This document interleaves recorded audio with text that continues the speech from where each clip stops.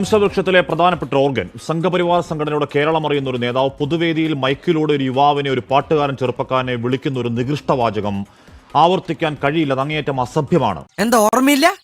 ചവച്ചോണ്ടിരിക്കണ ബബിൾക്കൻ തുപ്പിക്കളഞ്ഞിട്ട് ഒന്ന് ഓർത്തു നോക്കിയേ. ആ ലങ്കൻ പുലികളുടെ രക്തദാഹവുമായി ശ്രീലങ്കൻ ഒറിജിനുമായി വന്ന് ഈ കേരളത്തെയും വിഘടിപ്പിക്കാം എന്ന് തീരുമാനിച്ച് പ്രവർത്തിക്കുന്നവരുടെ മുന്നിലേക്ക് എറിഞ്ഞു കൊടുക്കണം ഒരു സമൂഹത്തെ. ഈ തള്ള എന്താണ് പറയുന്നത്? വട്ടാണല്ലേ. എന്നോട് ഒരുപാട് പേര് ഇങ്ങനെ ചോദിക്കുന്നു, അതെന്താ?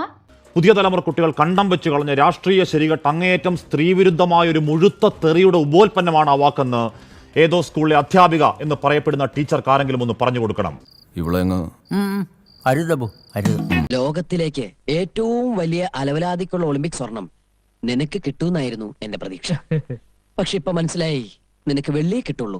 വേടന്റെ വാക്കുകൾ ഈ പാടുന്ന റാപ്പ് സംഗീതം പട്ടികജാതിയുടെയും ഗോത്ര സംസ്കാരത്തിന്റെയും സംഗീതമാണോ? പട്ടികജാതി പട്ടിക വിഭാഗങ്ങൾക്ക് തനതായ എന്തെന്ത് കലാരൂപങ്ങളുണ്ട്.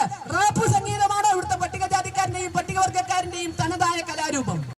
ഇങ്ങനെ എന്തെങ്കിലുമൊക്കെ പറയുമ്പോഴേ എന്റെ മനസ്സിനൊരു സന്തോഷം ഉണ്ടാവും. അല്ല, എനിക്ക് അറിയാൻ മേലാത്തോണ്ട് ചോദിക്കുക, താൻ ആരുവാ? നാരായണ പൂരായണ പോവേ. ഈ കാലത്ത് ചോദിച്ചുകൂടാത്ത ആ ചോദ്യം സാവർണ്യത്തിന്റെ ഭൂതകാല പ്രേതമാണ്. ഞങ്ങൾ പറയും നീ ചെയ്യുമെന്ന് ധാർഷ്ട്യമാണ് ടീച്ചറെ. അത് ചാതുർവർണ്ണ്യത്തിന്റെ ഭാഷയാണ്. തനിക്കൊരു വിചാരമുണ്ട് താ ഏതോ കോപ്പിലെ വലിയ രാജാവാണ്. താ ഒരു പുല്ലുമല്ല. വോയിസ് ഓഫ് വോയിസ്ലെസ് എന്നാണ്, ശബ്ദമില്ലാത്തവരുടെ ശബ്ദമെന്നാണ് ആദ്യ പാട്ട്. ഞാൻ പാണനല്ല പുലയനല്ല നീ തമ്പുരാനുമല്ല ആണേലൊരു ചുക്കുമില്ലെന്ന ഒഴിവാക്കിയ പദാവലി അടക്കം. ഒരാവേശത്തിലെടുത്ത് ചാടി വേണ്ടായിരുന്നു അല്ലേ? വിട്ടവളി ആന പിടിച്ചാ കിട്ടൂ. പട്ടികജാതി പട്ടികവർഗ വിഭാഗവുമായി പുലബന്ധം പോലും ഇല്ലാത്ത റാപ്പ് മ്യൂസിക്കുകളാണ് അവിടെ കയറേണ്ടത്. പഠനവാദത്തിലേക്ക് ഒരു സമൂഹത്തെ തള്ളിവിടണമെങ്കിൽ അവരിൽ അവസരം ഉണ്ടാക്കണം, അവരുടെ അവസരങ്ങൾ ഇല്ലാതാക്കണം. എന്ത് പ്രഹസനമാണ് സജി. കുറച്ചു കാലായി മനസ്സിൽ അടക്കി വെച്ചിരുന്നൊക്കെ പുറത്തു പറഞ്ഞപ്പോ എന്തൊരാശ്വാസം. ഇവളെ ഇന്ന് ഞാൻ വേൾഡിൽ ഇതുപോലെ ഒന്നേ ഉള്ളൂ. ഇവളെ ഉണ്ടാക്കിയ ശേഷം പടച്ചോനെ അച്ഛൻ ഉടച്ചു കളഞ്ഞു. അധികാരക്കോട്ടകളിൽ വാക്കുകൊണ്ട് തീകോളമാവണം.